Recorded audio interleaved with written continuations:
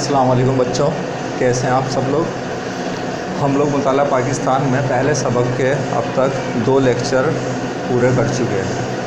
पहले लेक्चर के अंदर हम लोगों ने नज़रिया, उसका मफ़हूम, अहमियत पढ़ी थी। फिर उसके बाद हम लोगों ने नज़रिए के इरकान पढ़े हैं और पाकिस्तान की नज़रियाती असास पढ़ चुके हैं। आज का हमारा जो तीसरा लेक्चर है उसके अंदर हम इस्लाम में जमहूरियत के उसूल और इस्लाम में जमहूरियत के उसूल जो हैं ये 4 बयान किए गए हैं आपकी किताब में। अदल व इंसाफ, मसावात, उखुवत, रवादारी, इनके बारे में एक एक करके हम लोग पढ़ेंगे।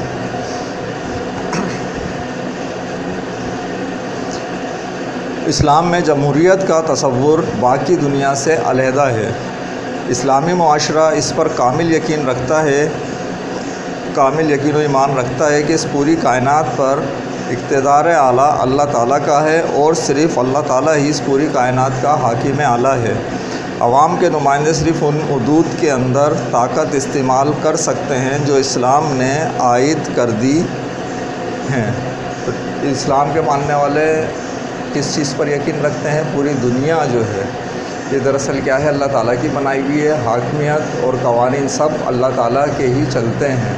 सिर्फ़ जो यहाँ पर हुक्मरान होता है वो क्या होता है, उन उसूलों का पाबंद होता है जो चीज़ें इस्लाम ने हमें कुरान और सुन्नत की सूरत में दे दी हैं। जो उसूल कवानीन दिए, हुक्मरान का काम उस पर ख़ुद भी अमल करना और दूसरों से भी अमल कराना होता है, ना कि वो ख़ुद उस जगह का हाकिम आला बन बैठे। हुकूमत और मजलिस मुकन्निना यानी कि कानून साज असम्बली को लामहदूद इख्तियारात हासिल नहीं होते हैं, ताहम अवाम को इस अमर की पूरी आज़ादी होती है कि वो रियासत के मामलात को चलाने के लिए अल्लाह से डरने वाले सालेह और मुत्तकी व परहेज़गार अफराद को मुंतखब करें। खुलफाए राशिदीन बेहतरीन, सालेह और दोस्त आरा रखने वालों की तलाश में रहते थे। खुलफाए राशिदीन बेहतरीन, सालेह और दुरुस्त आरा रखने वाले की तलाश में रहते थे। इस तरह के मुशीरों को मिलाकर शूरा, मुशीरान की मजलिस तश्कील दी जाती थी। मुशीरान यानी जिनसे मशवरे किए जाते थे, आपको हुकूमती निज़ाम देखना है, मुल्की निज़ाम देखना है, इसके अंदर आपको तब्दीलियाँ करनी हैं, तो ये सब क्या होगा, मुशीर जो होते हैं उनकी मुशावरत से अमल में लाई जाएगी। मशवरे करेंगे, जिस चीज़ पर सब लोग मुत्तफ़िक हो जाएंगे उस चीज़ को नाफिज कर दिया जाएगा। इस्लाम में किसी भी शख्स को सिवाय रसूल अकरम सल्लल्लाहु अलैहि वसल्लम अक्ल कुल नहीं समझा जाता है। सिर्फ़ अल्लाह का हुक्म और उसकी मर्ज़ी नाफिज व जारी व सारी होनी चाहिए। जिन लोगों को इक़्तिदार मिलता है उस वक्त तक अवाम का एतमाद हासिल कर सकते हैं जब तक वो इस्लाम के कवानीन की पैरवी करते हैं। इसी से इस्लाम में जमहूरियत का तसव्वुर वाज़ेह होता है। इस्लाम में जमहूरियत के उसूल दर्ज झेल हैं। पहला, अदल व इंसाफ। अदल के लफ्ज़ी मायने ये हैं कि सही चीज़ को सही जगह पर रखना। ये कानून इलाही की असल बुनियाद है। ज़िंदगी का कोई भी पहलू अदल के बग़ैर मुकम्मल नहीं हो सकता। यह अदल व इंसाफ ही है जिसकी बिना पर कोई मुआशरा पुरअमन और खुशहाल हो सकता है। सिर्फ़ आदिलाना निज़ाम में ही किसी एक फ़र्द के किरदार की तामीर व तश्कील और इज्तिमाई बेहतरी मुमकिन है। कुरान हकीम अदल कायम करने पर ज़ोर देता है। एक ऐसा मुआशरा जिसमें अदल को फ़ौक़ियत और बरतरी हासिल होती है, उसमें हमेशा इत्तेहाद व इत्तिफ़ाक़, मोहब्बत व उल्फ़त, खुलूस और अमन पाया जाता है। कुरान हकीम में इरशाद रब्बानी है, ए लोगो जो ईमान लाए हो, अदल कायम करो, अल्लाह की रज़ा के लिए शहादत को कबूल करो, ख़्वाह ये ख़ुद तुम्हारे ख़िलाफ़ हो, ख़्वाह वो अमीर हो या गरीब, और लोगों से नफ़रत तुम्हें इंसाफ करने से ना रोके। इस्लाम के अदालती निज़ाम में अफराद के बुनियादी हुकूक़ का तहफ़्फ़ुज़ किया जाता है। जी हाँ, ये अदल व इंसाफ इस्लामी मुआशरे में किस चीज़ को आप सबसे मुक़द्दम रखते हैं, ये कि गलती पर कौन है। जो शख्स गलती पर है, चाहे वो आपका कितना भी अपना क्यों ना हो या ख़ुद आपके ही ख़िलाफ़ क्यों ना फ़ैसला हो, आपको वो फ़ैसला करना पड़ता है जो हक़ हो और जायज़ हो। ये इस्लाम के जमहूरियत के जो उसूल हैं, इसी से जमहूरियत फ़रोग़ पाती है। ورنہ تو بادشاہت وجود میں آ جاتی ہے۔ جو دوسرا اصول ہے وہ ہے مساوات۔ اسلام انسانوں کے درمیان مساوات کا علمبردار ہے۔ اسلام رنگ، نسل، زبان، عقیدہ، ثقافت اور عمارت و غربت کی بنیاد پر ہر قسم کے امتیاز اور تفریق کی نفی کرتا ہے۔ رسول اکرم صلی اللہ علیہ وآلہ وسلم نے ایک ایسا سماجی و معاشی نظام قائم کیا تھا جس میں امیر و غریب کے امتیاز کو مٹا دیا گیا تھا۔ صرف چند ہاتھوں میں دولت کے ارتکاز کو زکوٰۃ کا نظام قائم کر کے ختم کر دیا گیا۔ رسول اکرم صلی اللہ علیہ وآلہ وسلم نے حجۃ الوداع کے موقع پر فرمایا کہ تمام انسان حضرت آدم علیہ السلام کی اولاد ہیں۔ کسی عربی کو اجمی پر اور اجمی کو عربی پر، کسی گورے کو کسی کالے پر اور کسی کالے کو گورے پر فوقیت حاصل نہیں ہے۔ اسلام میں فوقیت اور برتری کی بنیاد تقویٰ ہے۔ زکوٰۃ کا نظام ایک اتنا مضبوط نظام ہے جو آپ کو دین اسلام کے علاوہ کہیں نہیں ملتا۔ اس نظام کا مقصد کیا ہے کہ دولت ایک جگہ جمع ہو کر ایک شخص کے پاس نہ رہ جائے۔ ایسا نہ ہو امیر سے امیر تر، غریب سے غریب تر ہوتا چلا جائے، بلکہ اسلام نے اس نظام کو نافذ کر کے کیا کیا، بلکہ زکوٰۃ کو فرض کر دیا۔ کس لیے کہ آپ جو اسلام کے ماننے والے ہیں اپنے پاس پیسہ جمع کر کے نہ بیٹھ جائیں، بلکہ کیا ہو لوگوں کی فلاح و بہبود کے لیے کام آئے، لوگوں میں اس سے آپ فلاح کے کام کریں، ان کی ضروریات کو پورا کریں، غریب مزید مفلسی کے اندر ڈوبتا نہ چلا جائے۔ رکھا ہوا پیسہ جو آپ کے پاس زیادہ ہے وہ آپ کے ویسے بھی کام کا نہیں ہے، آپ تو صرف ضرورت کے تحت ہی جتنا آپ کی ضرورت ہے اتنا ہی خرچ کر سکتے ہیں۔ اسلام میں لوگوں کے درمیان کوئی فرق نہیں سوائے ان کے جو تقویٰ، پرہیزگار اور خوف خدا اختیار کرتے ہیں۔ قانون کی نظر میں تمام انسان برابر ہیں، غریب ہو یا امیر، قانون کے سامنے سب برابر کے جواب دہ ہیں۔ شریعت اسلامی ضابطہ قوانین اسلامی قانونی عدل و انصاف مہیا کرتی ہے، جس کا مطلب یہ ہے تمام افراد کو قانونی تحفظ حاصل ہے اور انہیں سماجی تحفظ حاصل کرنے کے لیے مساوی مواقع حاصل ہیں۔ مقصد کیا ہے؟ شریعت اسلامی یعنی کہ ضابطہ قوانین اسلامی۔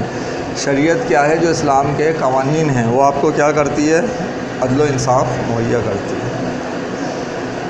تیسری چیز جو اسلام میں جمہوریت کے اصولوں میں ہے وہ ہے اخوت۔ اخوت کے معنی ہوتے ہیں بھائی چارہ۔ اخوت کے معنی بھائی چارہ کے ہیں۔ قرآن مجید کے الفاظ میں انما المؤمنون اخوۃ، مومن تو آپس میں بھائی بھائی ہیں۔ اخوت کا اصول اسلامی معاشرے کا ایک اہم پہلو ہے۔ بھائی بھائی ہونے کی حیثیت سے وہ ایک دوسرے کے دکھ سکھ اور غم و خوشی میں شریک ہوتے ہیں۔ اخوت اور بھائی چارے کا احساس محبت و الفت، باہمی تعاون، بے لوث خدمت اور قربانی کے جذبات کو ابھارتا ہے اور فروغ دیتا ہے۔ اس طرح معاشرہ تمام لوگوں کے لیے پرامن اور آسائش بن جاتا ہے۔ اخوت و بھائی چارے کا عظیم مظاہرہ مسلمانوں کی مکہ سے مدینہ ہجرت کے موقع پر نظر آیا تھا۔ اہل مدینہ یعنی کہ انصار نے نہ صرف ان مہاجروں کو خوش آمدید کہا بلکہ اپنی تجارت اور جائیداد میں حصہ دار بنا لیا۔ ہمارے پیارے نبی صلی اللہ علیہ وآلہ وسلم نے فرمایا، ہر مسلمان دوسرے مسلمان کا بھائی ہے اور اپنے مسلم بھائی کو تکلیف پہنچانے کا ذریعہ نہیں بنتا ہے۔ رسول اکرم صلی اللہ علیہ وآلہ وسلم نے مشورہ دیا کہ آپس میں تحائف کا تبادلہ کیا کرو، اس سے محبت اور الفت پھیلتی ہے۔ مختصر یہ کہ ایک مسلمان کو اپنے دوسرے مسلمان بھائی سے کسی قسم کی کدورت نہیں رکھنی چاہیے اور نہ حسد کرنا چاہیے۔ اسلام تو غیر مسلموں کے خلاف سازش کرنے اور برے خیالات رکھنے کی بھی اجازت نہیں دیتا۔ تو کیا بات بتائی ہے؟ اسلام تو غیر مسلموں کے ساتھ اجازت نہیں دیتا، تو کسی مسلمان کے ساتھ ایسا رویہ کس طرح اختیار کرنے کی اجازت دے سکتا ہے؟ چوتھی چیز رواداری۔ رواداری اور برداشت بہت عظیم نیکیاں ہیں جو انسان کو مشکل اور دشواری سے بچاتی ہیں اور دوسروں سے پیار و محبت کا ذریعہ بنتی ہیں۔ لوگوں کے درمیان سماجی تعلقات قائم کرنے کا بہترین ذریعہ یہ ہے کہ دوسروں کی غلطیوں کو نظر انداز کر دیا جائے۔ باہمی جھگڑوں سے بچنے کے لیے رواداری بہترین ذریعہ ہے۔ اس کی وجہ سے اخوت اور امن کا ماحول فروغ پاتا ہے اور انسانی رشتوں میں استحکام آتا ہے۔ تو رواداری کیا سمجھ آئی کہ دوسروں کی غلطیوں کو نظر انداز کرنا اور دوسرے کو اس کی بات کہنے کا موقع دینا، صبر و تحمل سے سننا، اور پھر آپ کو آپس میں قوت و محبت کا مظاہرہ کرنا، اگر اس کی غلطی ہے تو بھی اس کو معاف کر دینا ہے، رواداری کا مظاہرہ کرنا۔ اس سے کیا ہوتا ہے؟ رشتوں میں مضبوطی آتی ہے۔ رسول اکرم صلی اللہ علیہ وآلہ وسلم نے اپنے قول و فعل سے رواداری کا درس دیا ہے۔ اسلامی معاشرے میں غیر مسلموں کے جائز حقوق کا احترام کیا جاتا ہے اور انہیں مکمل تحفظ مہیا کیا جاتا ہے۔ اس لیے ایسے افراد پر نظر رکھنا ضروری ہوتا ہے جو اپنے خیالات اور نظریات کو زبردستی دوسروں پر مسلط کرنا چاہتے ہیں اور دوسروں کے جذبات مجروح کرتے ہیں۔ جی ہاں، اگر آپ اسلامی معاشرے میں رہ رہے ہیں تو نہ صرف یہ کہ آپ خود خیال رکھیں گے، بلکہ آپ ایسے لوگوں پر بھی نظر رکھیں گے جو دوسروں کے اوپر زبردستی اپنا مذہب، اپنے عقائد اور نظریات کو تھوپنا چاہتے ہیں۔ اس سے بھی آپ کی کیا ہوتا ہے؟ نفرتیں پھیلتی ہیں، دشمنی اور عداوت پھیلتی ہے، رواداری کا خاتمہ ہوتا ہے۔ یہ ہمارے پاس آج کا لیکچر پڑھنے تک کا کام۔ اب ہم کلاس کے لیے کچھ کام لیتے ہیں۔ سوال آپ میرے ساتھ کاپی کر لیں گے۔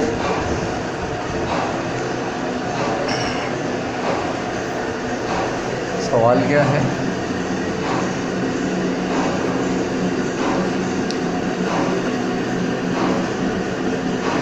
اسلام میں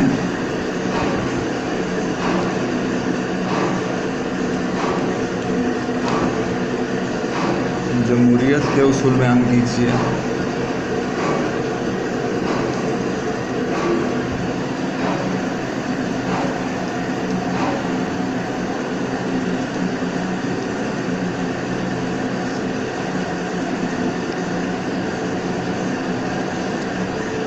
اس کے بعد آپ لوگ یہ سوال لکھیے جلدی سے، اور ویڈیو روک کر اس کا جواب لکھیے، پھر میں 2 خالی جگہ دے رہا ہوں آپ کو، وہ اس کے بعد کیے لیں گے، ٹھیک ہے؟ خالی جگہ میں جو پہلے خالی جگہ ہے آج کے لیے جو پہلی ہے،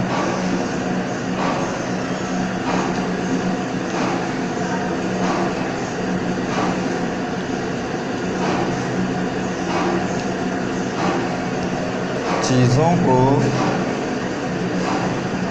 ان کے درست مقام پر رکھنا،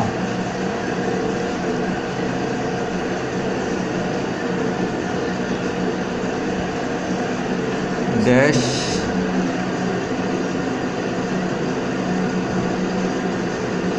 کہلاتا ہے۔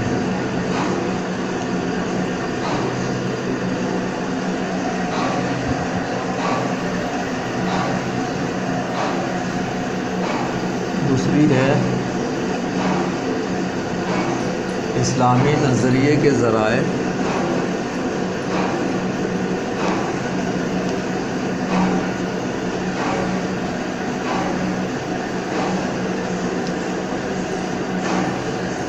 ڈیش اور ڈیش ہیں۔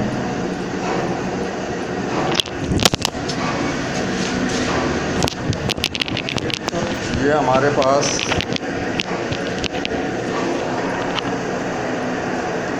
آج کا کام تھا جو ہم نے پورا کیا۔ انشاءاللہ اگلے لیکچر میں، چوتھے لیکچر کے اندر ہم آپ سے ملاقات کرتے ہیں۔ اللہ حافظ۔